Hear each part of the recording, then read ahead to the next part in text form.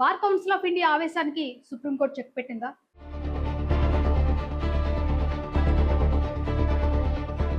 అంతలా గెంతలేసిన బీసీఐ ఒక్క రోజులోనే ఎందుకు వెనక్కి తిరిగినట్టు? సీన్ ఏమన్నా రివర్స్ అయిందా?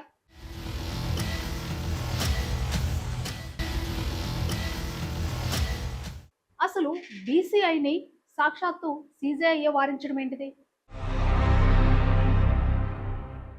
వివరాలన్నీ ఇప్పుడు పూర్తిగా తెలుసుకుందాం.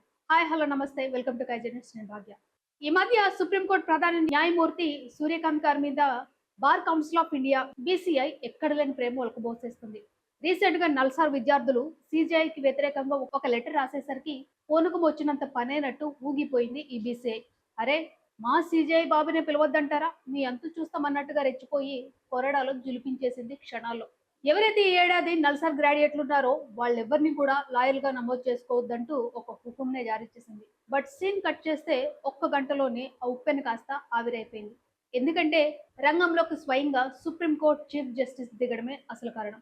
అసలు వివాదం ఎక్కడ మొదలైంది?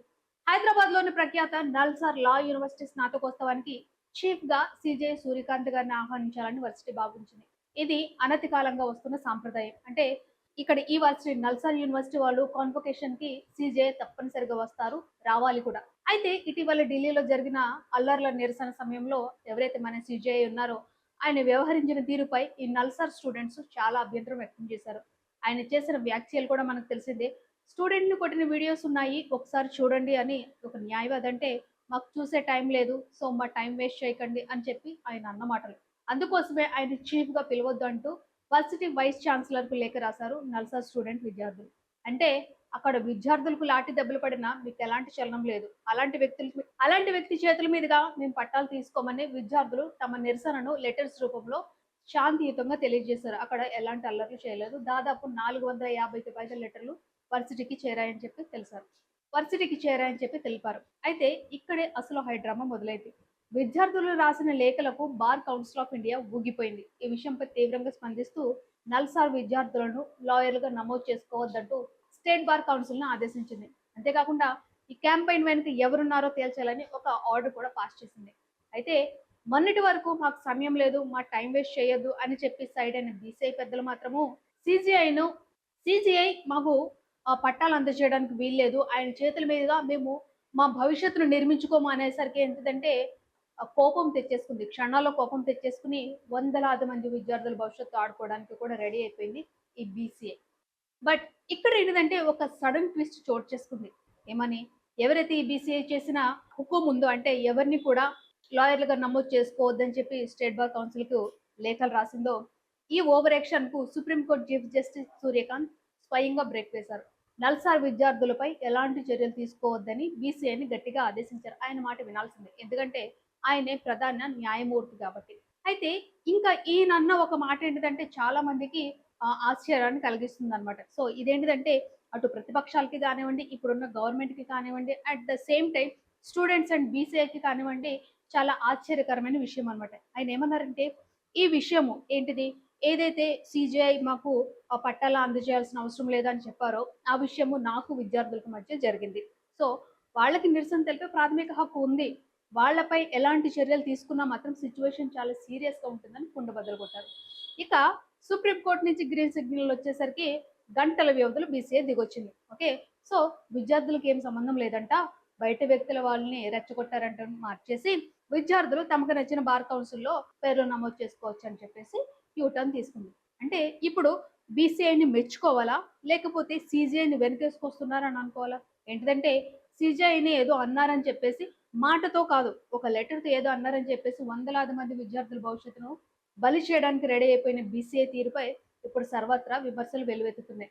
అంటే ఈ బీసీఐకి విద్యార్థుల భవిష్యత్తు కంటే సీజీఐ మాట ఇంపార్టెంట్ అంటారా? అయితే ఇక్కడ ఒక చిన్న డౌట్ కాదండి, చాలా $1,000,000 క్వశ్చన్ ఏంటిదంటే కొన్ని రోజుల ముందు వరకు ఫైర్ బ్రాండ్ గా ఉన్న మన సీజీఐ గారు ఇప్పుడు ఎందుకు సడన్ గా శాంతిమూర్తిగా మారిపోయారనే ప్రశ్నలు కూడా వెలువెత్తుతున్నాయి. ఇక చాలా మంది అంటున్నారు ఈ రాజకీయ డ్రామాలో ఒక భాగం కాదు కదా అని అనుకుంటున్నారు అన్నమాట. ఎందుకంటే ఇప్పటి వరకు ఏంటిదంటే ఎవరైతే chief justice of India stage లో ఉన్నారో వాళ్ళందరూ కూడా వాళ్ళు రిటైర్ అయిపోయిన తర్వాత రాజ్యసభ సభ్యులుగా పోతా ఉన్నారు అనమాట. ఈ ఆనవాయితీ పరంపరం మనకు వస్తానే ఉంది.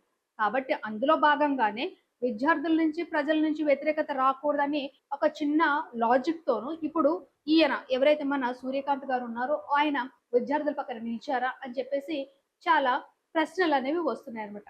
ఇంకా చెప్పుకుంటే నిన్న కాక మొన్న ఢిల్లీలో జరిగిన ప్రొటెస్ట్ దగ్గర నుంచి కూడా దేశ రాజకీయాలు రోజుకో మలుపు తిరుగుతున్నాయి. ఏ రాజకీయ నాయకుడు ఎప్పుడెలా మాట్లాడుతున్నాడో తెలియట్లేదు.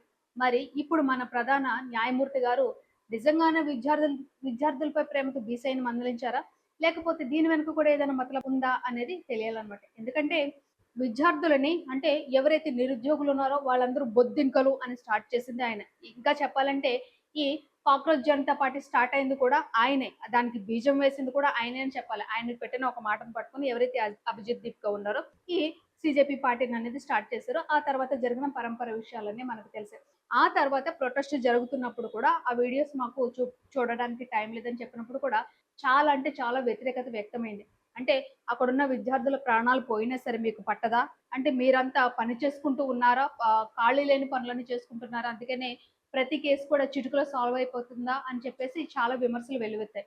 ఇప్పుడు సడెన్‌గా అదే విద్యార్థులు అది కూడా లాయర్‌లు ఈయన మాకు పట్టాలు అందజేయడం మాకు అవసరం లేదు అని అనేసరికి ఏంటిదంటే వాళ్ళ మీద ఎలాంటి యాక్షన్ తీసుకోకుండా అండ్ వాళ్ళని ఒక్క మాట కూడా పడనీయకుండా తిరిగి బీసీఐని ఈయన మందలించడం వెనక ఉన్న రహస్యం ఏంటో తెలియాలి. ఈ రహస్యం అని ఎందుకు అంటున్నానంటే పార్లమెంట్ సెషన్ జరిగిన ఏ రోజు కూడా అమిత్ షా గారు గాని, మోదీ గారు గాని రాలేదు.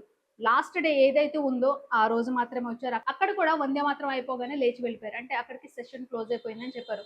మరి ఏదైతే పార్లమెంట్‌లో చర్చకు సిద్ధమని చెప్పారో, ఆ చర్చలు ఎక్కడి వరకు సాగినట్టు? ఏదైతే ఎఫ్‌సీఆర్ఏ బిల్‌ని ప్రవేశపెడతానన్నారో అదెక్కడి వరకొచ్చింది? అంటే చెప్తే బావుంటుంది కదా! ఇంకా ఏంటిదంటే, అసలు బీజేపీకి మాకు ఎలాంటి సంబంధం లేదు అననే ఆర్ఎస్ఎస్ చీఫ్ మోహన్ భగవత్ కూడా వచ్చి ఇప్పుడు జెన్‌జీతో మాట్లాడారు. చాలా టైం మాట్లాడి ఏంటిదంటే, ఆయన కూడా జెన్‌జీ వాళ్ళని వెనకేసుకొచ్చారు. విద్యార్థులు ప్రొటెస్ట్ చేయాలి, వాళ్ళ నిరసన తెలపాలి, వాళ్ళు లాజిక్ క్వెషన్స్‌కి ఆన్సర్ చెప్పాలి. వాళ్ళు పిచ్చిగా వెళ్ళిపోవడం అంటే నాకు కూడా ఇష్టమే అని చెప్పేసి ఆయన కూడా మాట్లాడారు. సో, ఎవరైతే పెద్ద పెద్ద తలకాయలున్నారో, న్యాయమూర్తుల్లో పెద్ద తలకాయ మన సీజేఐ గారు. ఇకపోతే రాజకీయాల్లో పెద్ద తలకాయలొచ్చేసరికి అమిత్ షా గారు అండ్ మోడీ గారు. ఇక ఏదైతే ఒక పర్టిక్యులర్ మతం అనే ఆర్ఎస్ఎస్ ఉందో దానికి సంబంధించిన పెద్ద తలకాయ ఆర్ఎస్ఎస్ చీఫ్ మోహన్ భగవత్ గారు. వీళ్ళందరూ కూడా ఏంటిదంటే ఈ మాటలు ఎందుకు అనాల్సొస్తుందంటే వాళ్ళ రియల్ క్యారెక్టర్ అది కాదు.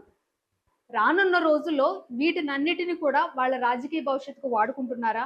సీజేఐ కానివ్వండి, ఆర్ఎస్ఎస్ చీఫ్ మోహన్ భగవత్ కానివ్వండి, అమిత్ షా కానివ్వండి, మోదీ గారు కానివ్వండి.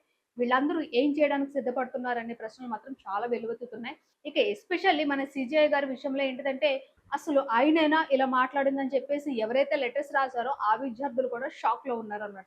కాబట్టి రానున్న రోజుల్లో ఈ మెలికలు న్యాయస్థానం, ఆర్ఎస్ఎస్, బీజేపీ పార్టీ ఈ 3 కూడా మెలికలేంటిదో రానున్న రోజుల్లో వాళ్ళే ప్రజలకు తెలియచేయాలి. లేకపోతే కాలమే ప్రజలకు తెలియచేయాలి. జై హింద్.